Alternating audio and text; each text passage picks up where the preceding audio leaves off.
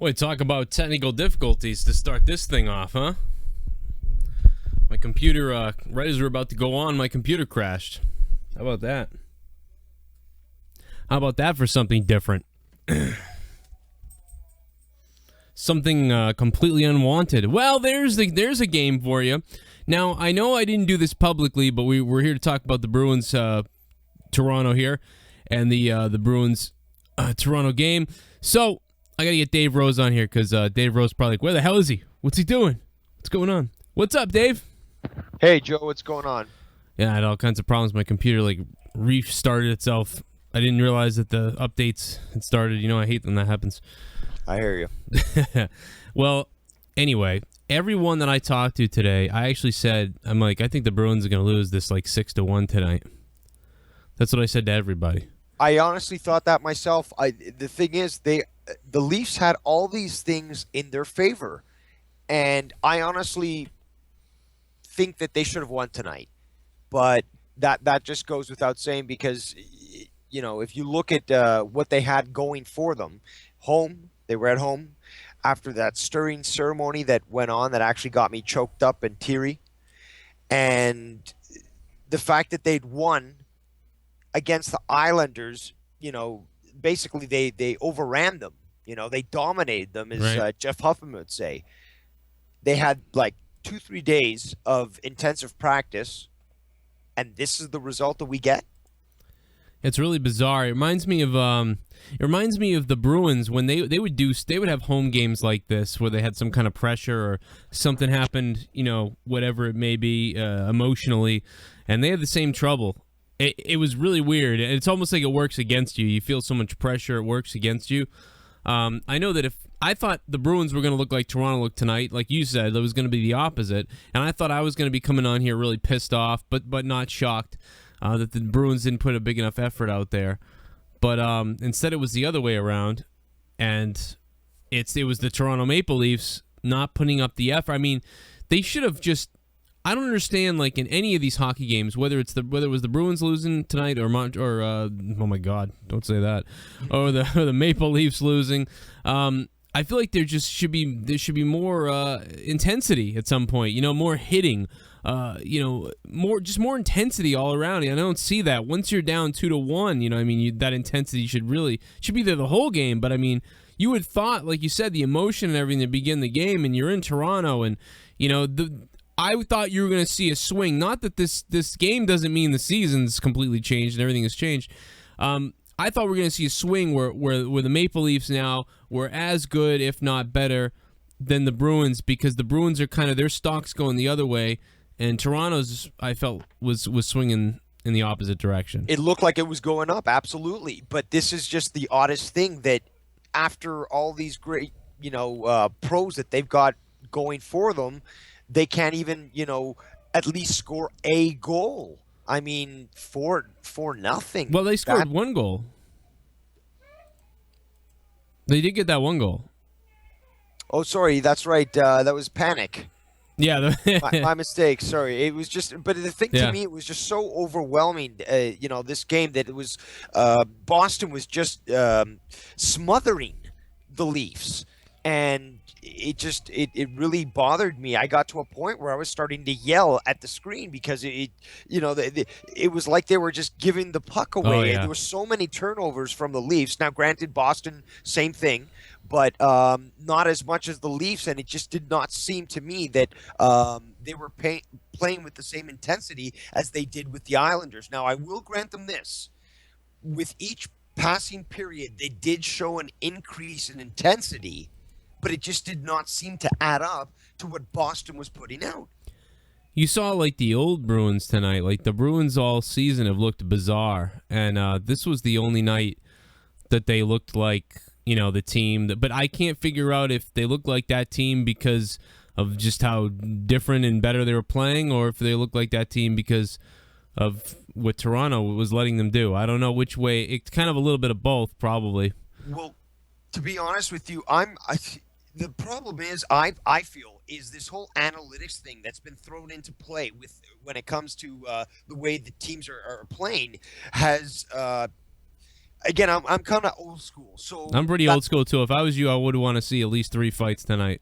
yeah, exactly. But you throw analytics into it, it throws me for a loop. I'm not too sure which way to grab as to what is going to happen, and I think this is really pertinent to our discussion. But Randy Carlisle, the coach, of the Leafs, was recently quoted saying, according to some people, tongue in cheek, that analytics show, quote, that the Kadri line has the puck 55% of the time, but no scoring at all, Right. unquote. So I should remind everyone that you can't spell analytics without anal. So I think that's my opinion on that. But it What are just Phil's analytics on playing defense? Phil Kessel. I Where's the don't stat know. for that? Because he's terrible at it. Except for tonight in the third period, I think he There actually was made a play. I'll tip my hat to him. He did a few good things. He's got some good upper body strength. He can sort of position himself in a certain way, but I saw him giving away the puck a lot more, and that pissed me off because, I mean, God damn it, what the fuck, man? I don't know. I don't know what he's doing. This is what he did here. I mean, that's why they kind of like. But we didn't have that going on. That's why Phil Kessel fit into what we were doing in Boston. That's why I don't understand why they get rid of him. They say he was a defensive liability, but the team was so defensive minded that you really didn't notice it, and then he scored 30 goals. You know what I mean? So that's why, like, not to go completely off this game, but it's weird. You know what I mean? Like, he gave up some plays on the Bruins, but it was like, but we did so much, and then he scored 30 goals. Same thing as Sagan.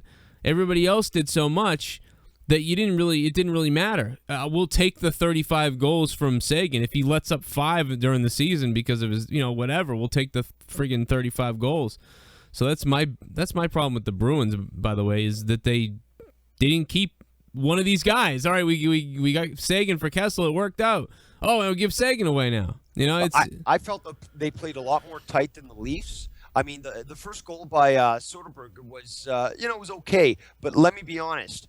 The second goal by Krejci, hmm. I was honestly like this is what I said when that happened. What? Wow! Like because that goal was just incredible. Krejci's done a couple of those this year, and he's quiet. That's what's weird about him. Like, he's like comes out of nowhere. He does something crazy, but it doesn't. It's really quiet. So the way he walks in like that. That's the second or third time he's done that. And I was all over the Bruins because they just signed him, and I was like, I don't want him. They could have freed up cap space and gotten a few other people, but I don't know. All of a sudden, he's playing really well. He usually does this stuff in the playoffs and doesn't do it during the season. So. Now, what did you think of Hamilton's goal? Because I think my response to that is Bernier had no excuse. That No. got it to 4-0, and it I'm not a goalie. I'm not going to say that I can do this job, but it just seemed that if he's in that position, he should be able to do so. And it seemed so easy that he just It was a missed give it. up. I don't know whether or not you thought that Hamilton just got a lucky shot, whether or not it was his skill showing through, or if it was just Bernier's incompetence not allowing him to save that. Well, Dougie Hamilton's like our defense right now. The Bruins' defense is really fairly offensive minded. It's really weird because we're all about defense, but yet our defense is offensive minded. And Hamilton's good at scoring. He's going to be one of the leading defensive scorers in the league going forward. He's really young. He's so big you don't really realize how young he is. Maybe if you don't know, but no, I think that it was the give up goal is what it looked like. You know what I mean? It kind of looked like if I saw that goal as a coach, I mean, if you thought maybe they needed more effort before and you saw that go in, I mean, that would flip my head out. If I was a fan, even the coach, I would lose it. The bench would be flying in the air. But so I mean, it's a combination again of both things. That was kind of how this whole night was, a combination of two different things. Hamilton's a great, good offensive D-man, good shot. He always takes. It's always like never the best shot, but he always just takes it at the right time. His timing is always really good. But no, I think Bernier could have. I think they could have put a little bit better effort into stopping that. I think it could have been 3-1, 3-2 tonight. I think Toronto really should have made it something of a game, like 3-2 would have been maybe acceptable for them to come back and not give up one. I think these two teams, I mean, I think these two teams could be pretty even at the end of the year. If the Bruins continue to be this wobbly team that really hasn't found themselves, and they're not really the big bad Bruins anymore, they're not. At least they haven't. They just haven't been. And if Toronto, Yeah, but then who are the Leafs then? Because this sort of loss, makes you question. Okay, if the Bruins aren't as the big bad team that they used to be, and Toronto's losing to them at this amount. well, I think it's the Leafs almost look the same. After watching this game, I mean, I've seen some of the games this season, and after watching all the games together, it's almost like the Bruins have taken a step behind. Take a step back. But the Leafs haven't really taken any steps anywhere. They're still just where they were. Like you know what I mean? You have that feeling that they could be good. They're gonna go. Maybe they'll go to the playoffs. They'll sneak in. 8th, 7th spot, and then you get this feeling that they could miss it. So it's the same way I've felt about the Leafs the last few years. I noticed in this game that there was an ebb and flow. Now, this is sort of, I'm critical of the Leafs, but I'm willing to tip my hat when I see that they do something right. So, instead of previous years where I've seen the whole team collectively just totally shut down at the last moment, let, themselves just get destroyed and all these goals racked up, I saw an ebb and flow in this game, and again with this year's team, an ebb and flow in the way that they respond. So they don't just totally, degenerate. They sort of go downhill, and then they get mad, and they seem to get aggressive again. Now, unfortunately, I have not seen that aggressiveness match those of the opposing teams, but it does sort of show that they are trying to fight back, but I do think that it could be, as one guy from Shot from the Point who called in, Matt Cassar, does mention that there could be a lack of identity with the team. So that's why they're not cohesive in the way that they're playing. But I think that they all have their own sort of attitude is, I should be winning, I should be doing these sorts of things.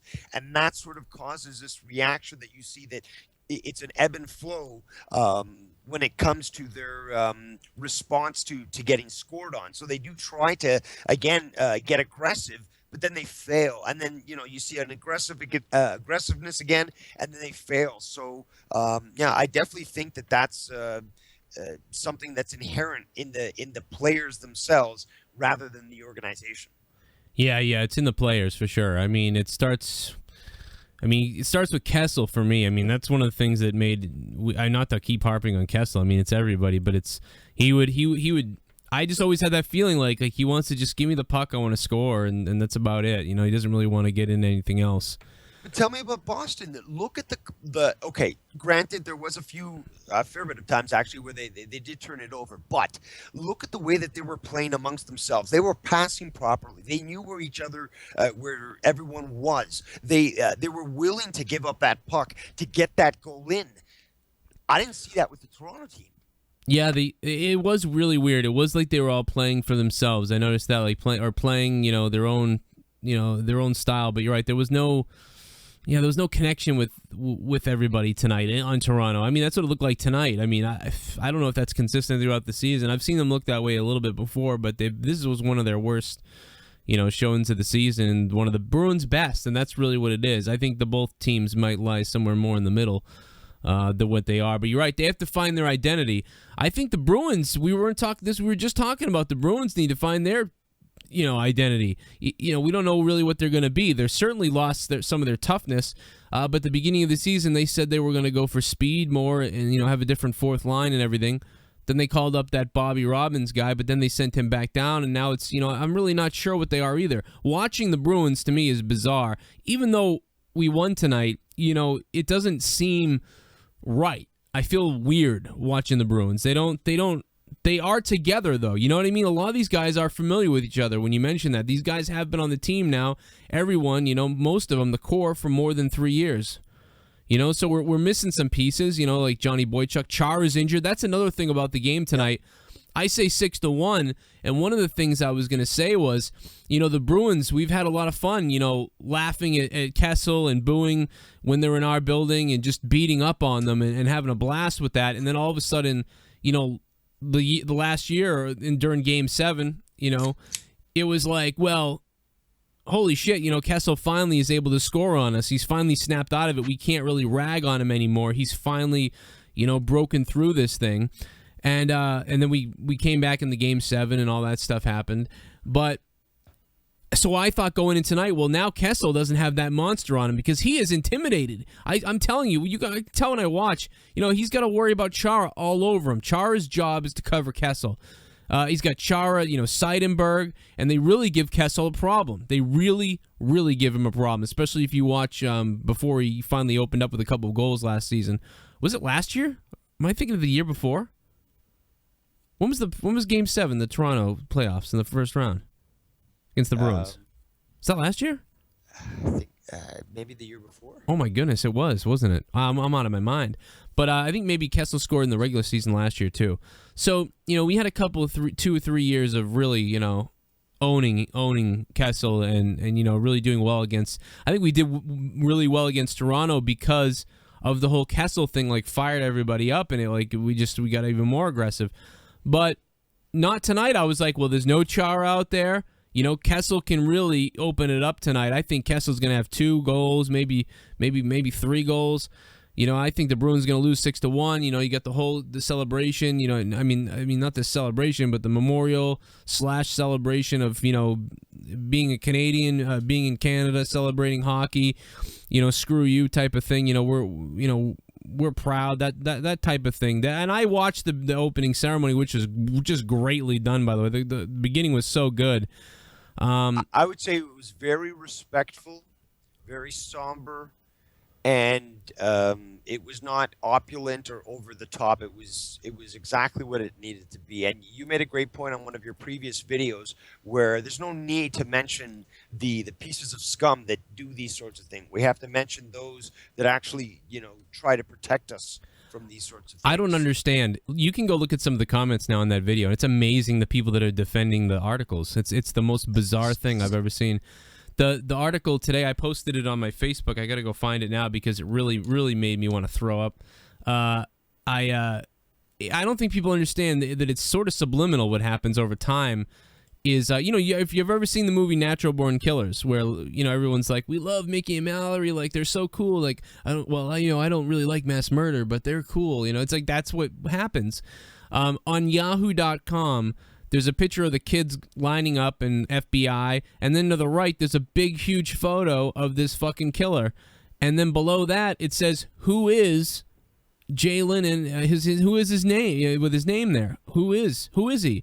And then it talks about his tweet and angered love interest and like all this stuff about it, and like was he really a good person until this happened, and all these things, and like what was he like? And it's like, who cares? I don't care. Why is this all over? It doesn't even matter. It's unbelievable. They just matter. Oh, like that's what we do here, though. Because it's like he becomes a celebrity. Is what happens. And it's like no time for fucking putting these people's picture on their fucking magazine cover. Right. It's like who the fucker are they to try to glorify these people or make them celebrities when they should be relegated to the lowest levels of hell. Exactly. And Michael Moore, not that Michael Moore is, not that everyone's going to like Michael Moore, not that his documentaries are really documentaries either, but there's a lot of footage on one of his documentaries and on multiple other documentaries that I've seen and just behind the scenes type of stuff with news crews and stuff. And it's just funny. I can picture the news crews lining up and everyone's joking probably. Like, I hope we can get one of the kids to say he was an asshole. Just they're making all these jokes. They're laughing. All the news crews in America have erections because they can't wait to like cover this stuff. They're amped up. They're just like, it's the same thing as like the military, some of the military like in America who doesn't know what's going on inside of a house. Maybe there's innocent people in there, but they know there's one murderer. So they go in there like a bunch of psycho football players because they've been waiting all week for months to do this, to go in and just go crazy on someone. And then someone's kid ends up getting shot by accident.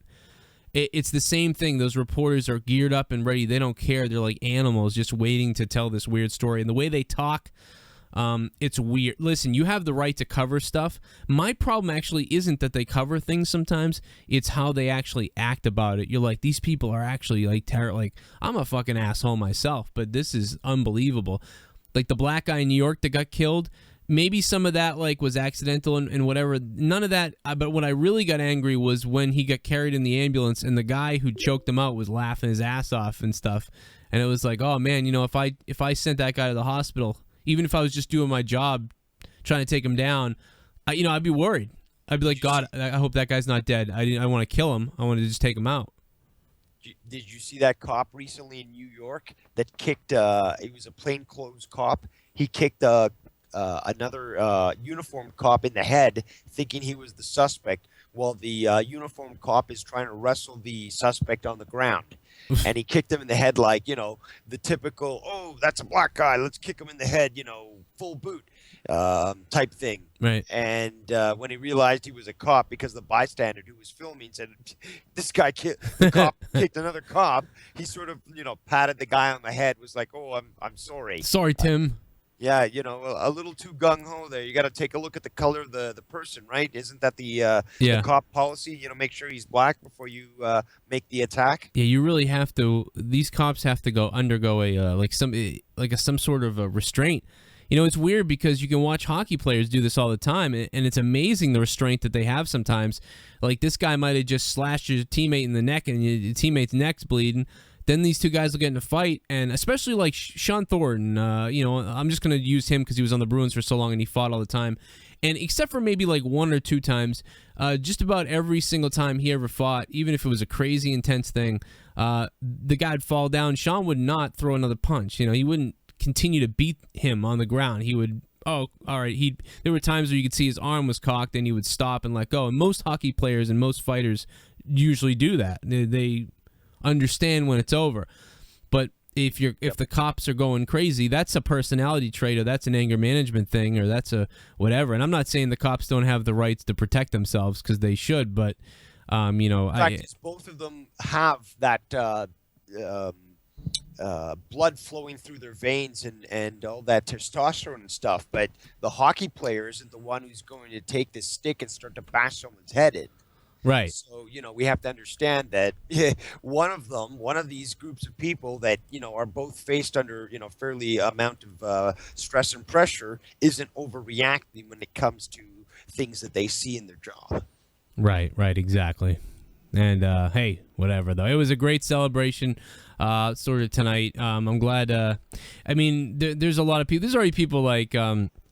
this is some American, not Americans, but actually this guy was from fucking Europe. He was like, Jesus, all the stuff that happens to America, a couple, Canada lost 2 people and they had this big celebration. It's like, yeah, this stuff doesn't happen up there, dude. And it doesn't happen. It doesn't matter where it happens. It's freaky. And hopefully this is the end of it there. You just don't see it. And it just happened to us. It just happened to me around the corner. So they blew up a fucking bomb.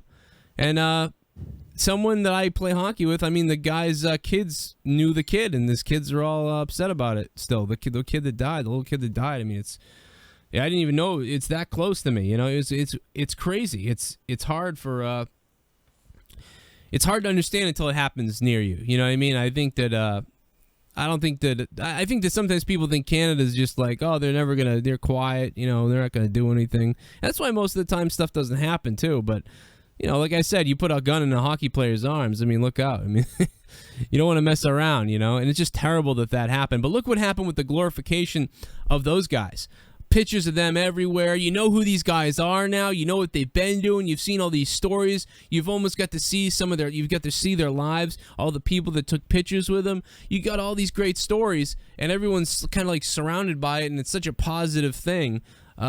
Out of negative, you've turned a negative into a positive. Everything was positive, then it went negative, but it went positive again. But in America, it's like, well, who is this guy in the dark side of this guy, and like, how did he turn this way, and what happened, what made him go off the edge, and they freak out and they go into all this bullshit. And it's just like, he's an asshole. He's crazy. Why do I want to know about this guy? I want to know about who the people that died. Who should I be feeling bad for? Like, we don't know anything. I don't even know anything. Offhand right now, I didn't do any searching for any of this stuff. And offhand, I know everything about the murderer. And I don't know anything about the people who got killed. But yet I know everything about the people who got killed in Canada. And I know nothing about the person who did the killing, except I think they were sort of a terrorist or something. It's amazing. Night and day. But It is quite amazing that it's so different, that dichotomy, that, and this seems to be quite. I mean, shit. You take a look even back in the day of Charlie Manson, where he's being idolized, and you don't hear much about the victims and stuff. So you're absolutely right that there's a problem And there. think about it, to this day, for the most part. I mean, yeah, Sharon Tate, and there's a lot of other things, I guess. But to this day, it's like he's the biggest name out of all that whole thing. He's the biggest name. We're still talking about him. And it's like, wait, you still don't really know, about these other people. I mean, who cares? It's a weird situation. It's bizarre. But anyway, let's go to the Toronto Maple Leafs and back to the Bruins. I think the Bruins, and we'll wrap it up here in a few, but because I'm doing kind of a short show. But the Bruins and Maple Leafs, I think, are really going to be fighting for that second spot. I think Montreal is going to stay in first the entire season. That's the way I feel. And I think it's up to the Bruins and Toronto to fight for the. I think they might take each other on, and maybe if in the playoffs. I think the Bruins will make the playoffs, and they'll be in a lower seed, 6, 7, or 8, and Toronto, same deal. They might be in the eighth. Might be in the 8th seed if they can get in there. It's a good point, because going into this game, Toronto was ranked actually 6th, just behind Boston.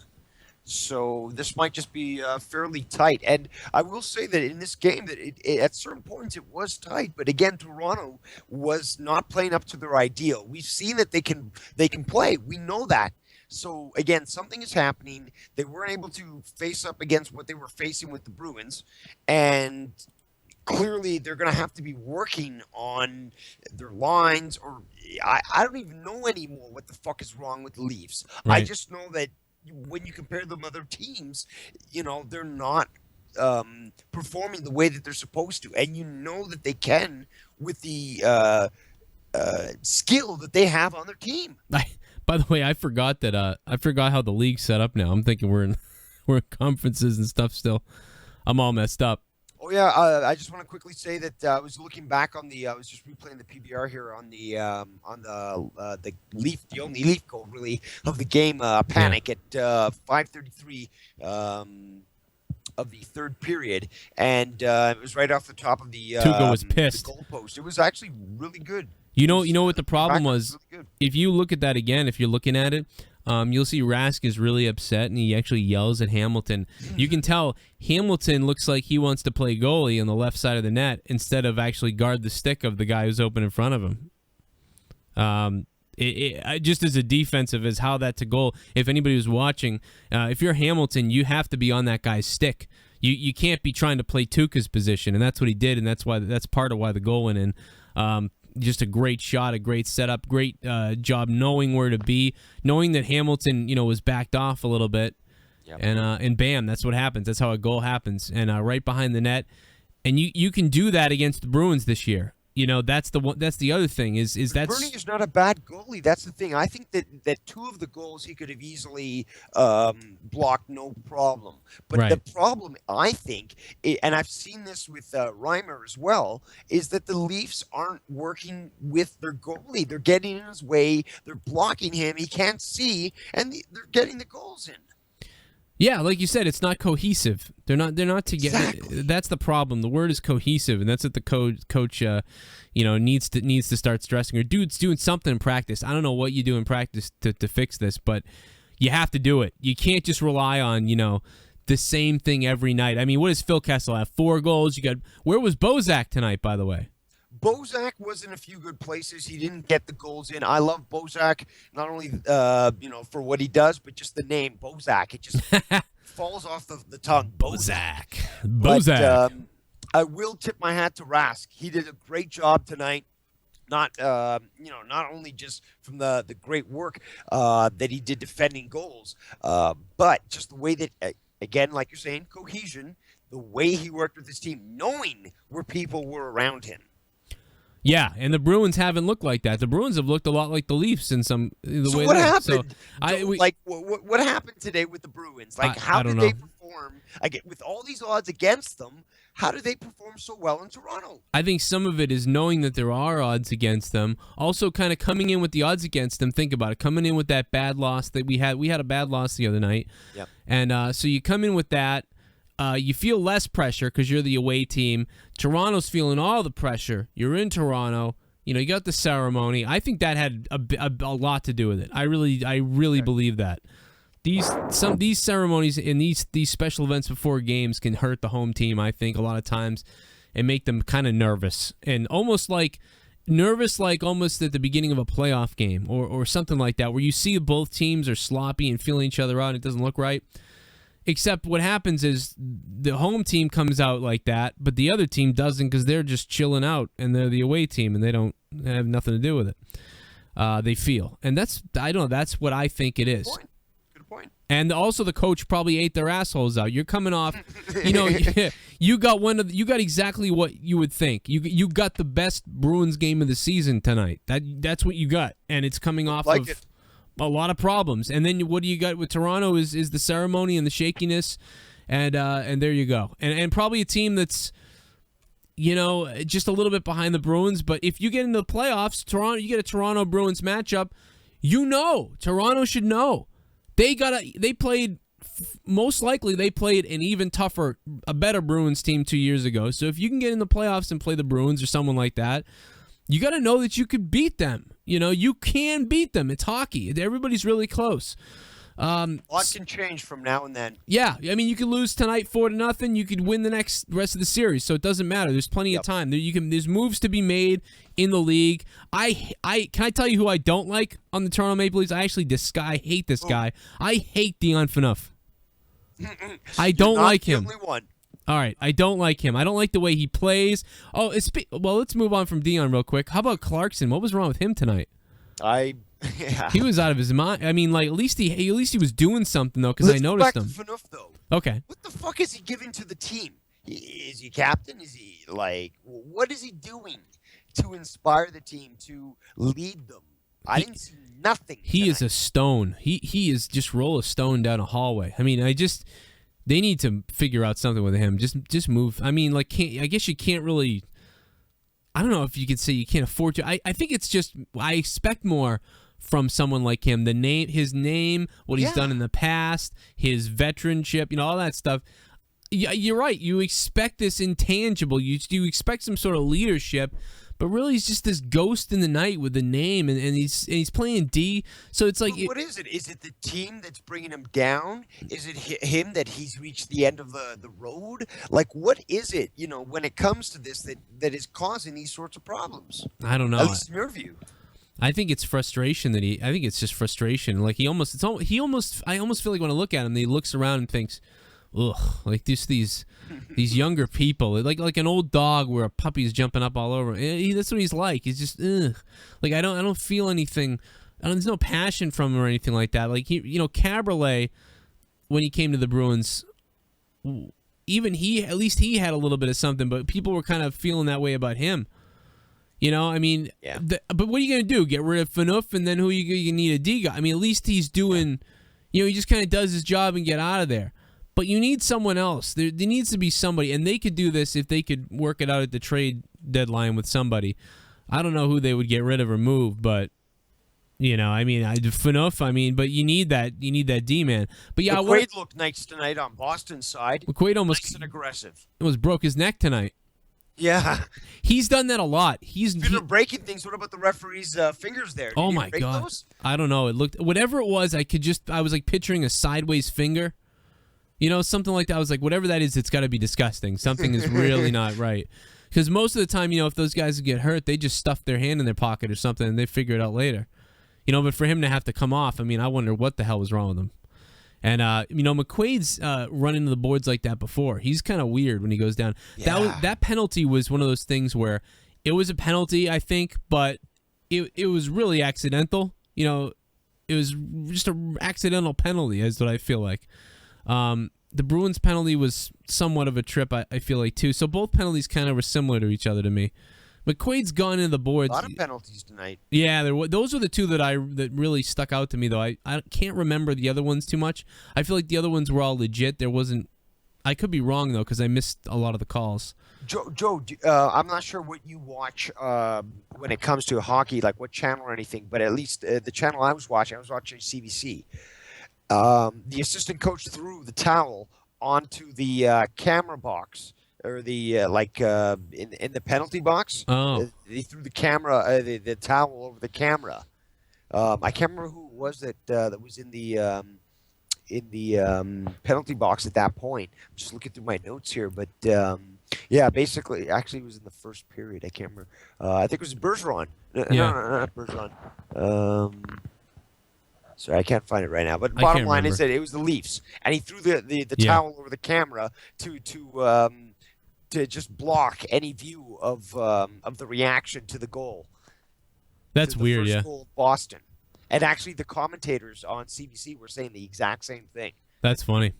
No, so locally in Boston we have Nesson. Clarkson got the penalty. So he was in Clarkson. He was in the box when they threw the fucking towel over the camera to block it from seeing Soderberg's goal, the reaction on Clarkson's face. That's now, weird. what the fuck does that tell you about the Leafs? Yeah, that's weird. Pisses me off. I want to see that though. Because that's weird. That's funny. I mean, I don't know what that type of stuff is always a losing mentality if that's really what they're doing. So I'd be worried about that. Hopefully they can stop it. The Bruins did it last year. The Bruins had a losing mentality with the way they played last year. Almost every year, what the Bruins would do is they would react like bullies, but only once somebody did something to them. Like if you were skating past somebody and out of nowhere they threw their stick and slashed you in the neck and the referee didn't see it, and then the team would go after that guy and try to hurt him. And most people from the outside would say, "Oh, look at the Bruins! They're a bunch of assholes again." But it was that guy did something skeevy, and the Bruins were going to go kick his ass. And that I like that. Good. But last year the Bruins weren't like that a lot. The Bruins were the ones that were kind of dickheads, and they ended up and I think that's a big reason why they lost, because they started acting like babies and not playing reactionary tough guy hockey. They were just playing stupid shit hockey, and that's what Vancouver did during the Stanley Cup, and that's why Vancouver didn't win. And that's why Luongo will never win, because the guy is not mentally tough. He's just bizarre and a whiner, and that's what happens. You lose. And so hopefully that's just just some random thing that happened and it goes away. I mean, you can do that. I don't think that's the team mentality of Toronto, because they had opportunities tonight where they could have done some weird shit and they didn't do it. Although actually tonight is the night where I would have liked to seen it. If I was a Toronto, and I am, because I watched the Leafs when they're not playing the Bruins. And it could have been such a great game. Yeah. Like, they could have been so caught up, so tied that, we would have been on the edge of our seats. But, we got this. Yeah, right. And I thought they were going to come back. I mean, all it takes is one goal. One goal. That's all the coach should have been saying, is just go hard and go one goal. Throw that puck in the net. One goal, this place will blow up. 3-1, 2-1. Remember when they came back against us 4-1? You remember that? Well, guess what? We can come back too. It's called hockey. Let's go. Well, the first goal was five and a half minutes prior to the end of the third period. They could have easily tied it up. Right. Easily. Now, what's up with Clarkson in his shield? What's up with that? Do you know the story behind that full glass that he wears? No, I don't know. And I was actually I was thinking to myself about that today. Looking at that, I was like, that seems out of the ordinary. I was like, is it because I used to see Clarkson sometime and be like, oh, look at that guy. What a pretty boy. That guy. He's a pretty dude. And I'm thinking like he doesn't want his face to get hurt because he's gonna be like on the hockey, the Naked Hockey magazine this year. Does that mean that he's gonna actually plan to be more aggressive, or is he just a pretty boy that wants to stay pretty? I don't know. He was acting like he was doing the opposite.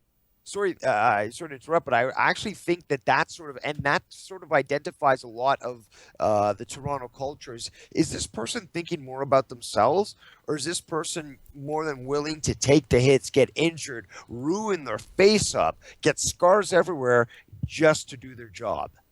Yeah, I don't know. That's why I'm thinking, like, is it a medical thing?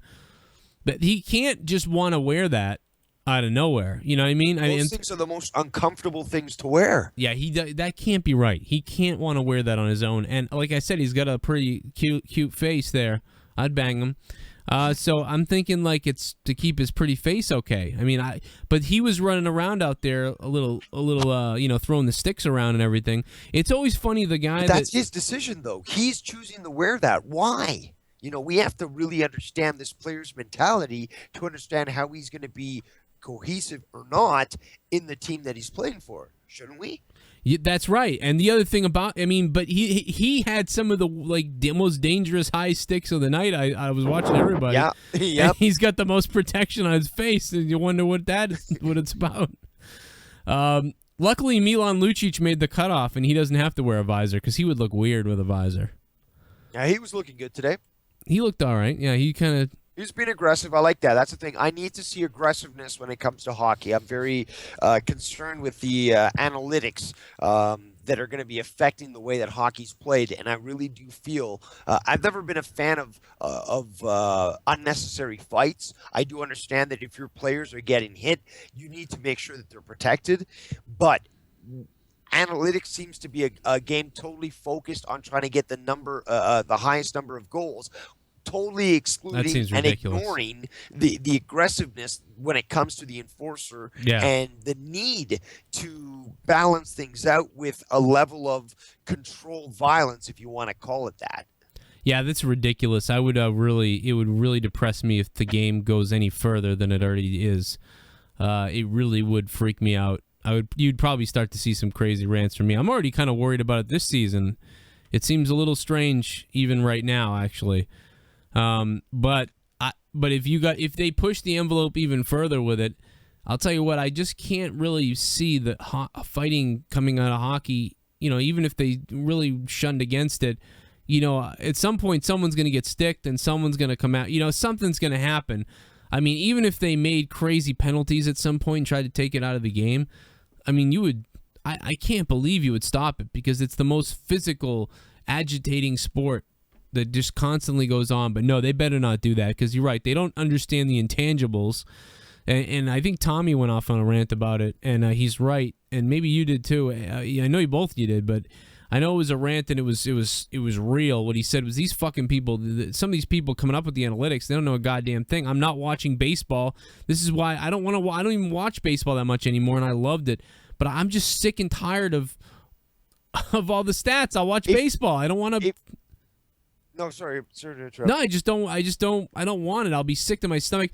Mike Milbury has been taken to fucking Planet X somewhere, and he's someone else's body. Like, this is like a Doctor Who episode. Mike Milbury is not in his skin. Somebody has abducted Mike Milbury. He is somewhere on this planet in chains. That is not Mike Milbury. Tommy said this, and I agree that if the things seem to be going in the way that they're diminishing the focus on enforcement on what outsiders, not people that play this that enjoy it, outsiders call violence. And it's not violence, it's what's part of the game, and we have to be honest about that.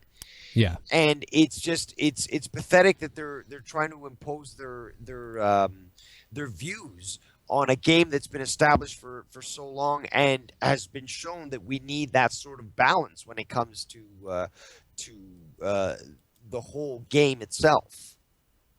Yeah, exactly. And and that's what they call it. They call it the violence. This is what they do in football. I don't want to watch football. Sucks now too. So it's like, dude, all I have left is this hockey. Please, like, oh my God, don't let it go away here.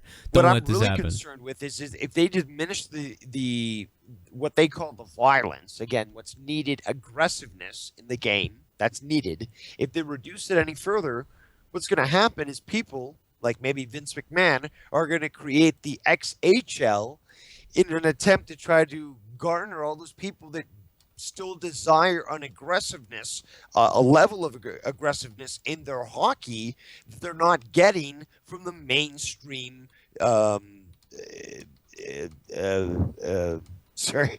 mainstream teams and associations and stuff. Right. Do you agree with me? I mean, I'm not thinking that Vince McMahon is going to do that, but they're going to keep pushing, removing this aggressiveness from the game. And what's it going to leave us with? It's going to leave us. It's going to leave it. I don't know. It's going to leave it for a new generation or something. I don't know. It's going to be a video game. It's like, 1 point. Yeah. Oh, the other team's got another point. Yeah. Is that it? You know something? It will go down if it ever takes a step back from popularity that it has right now. You'll see it come back. You know, this same thing happened in the '90s actually, and then it bounced back. Let's So hope it does. I hope it does. I hope if they try this, I hope. Yeah, I hope they see stuff. You'll see numbers drop, unfortunately. And the only thing that sucks is you'll see teams move. You'll see, some expansion teams will go away. Now, I'll be honest. I personally want to see analytics fail. Now, I've got to be honest. Okay, it might work. I can't be stupid and say, okay, it's not going to work whatsoever. It could work, I've been wrong. But I need to see analytics fail. Why? Because I need to be able to see people realize we can't solve things with numbers and accountants. This is a fucking game. This is a visceral sport where testosterone gets involved and you cannot quantify that. And that's what just enrages me when it comes to the view of hockey. It's like, let's make it into a Wall Street portfolio. No, this is a fucking game. Right. It's a game. You're right. They're trying to turn in the stock market. Let's keep everybody safe. Let's make sure everyone's happy. But they're pleasing people that don't even care about the sport is what they're trying to do. It seems like it's... No, we already like the sport. It's not about numbers. Yeah, I'm disgusted by it. I hope it doesn't happen. Oh, man, I'm sorry, man, but I'm just fucking livid when it comes to that. I could just go off right now, but we're going to end the show. But I could go off on a rant. I could go nuts. Guys, if you want hockey talk from Tommy C, go check out Shot from the Point on his channel and subscribe. He does hockey all the time. I just felt like it'd be cool to come on here with Matt and talk about Toronto Boston since both our teams are playing tonight. And we used to do a lot of hockey. I don't do it anymore, but Dave, by the way, your Skype picture is just it's fucking epic. Glad you like it. Actually, that's when I used to sing. It seems to be that everyone, either Joe Cronin related or Shot from the Point related, was involved in a band somehow. Yeah. And me too. So. Me, you, and Tommy were all singers in a band. It's really funny. And we all had long hair and basically looked like that. So it's pretty funny. Now I'm old and decrepit. All right, man. Thanks for being here, everybody. We will see you later. And keep it hard. And hopefully your hockey team does well tonight, whoever they may be, unless you're the Montreal Canadiens. Goodbye. True North Strong, Canada. It's kind of funny to think about that Toronto guy who had the Boston not as strong or something thing, and tonight they had those signs. No, there's no need for that. Remember that? Do you remember that? It's not cool, man.